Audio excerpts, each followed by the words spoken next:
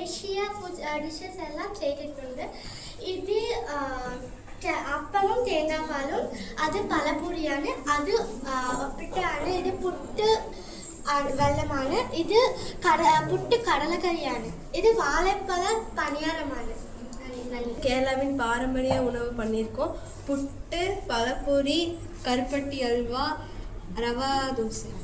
தமிழ்நாடு பாரம்பரிய உணவு சாப்பாடு, மோர், ஊறுகாய், ரசம், குழம்பு, பொரியல், சாப்பாடு, அப்பளம், அடை, அல்வா, கடலை உருண்டை, எள்ளு உருண்டை, புறங்கிற அடை தோசை, பழைய சாப்பாடு, ಅಮ್ಮಂಗೂಲ್, ರಾಗಿಗೂಲ್.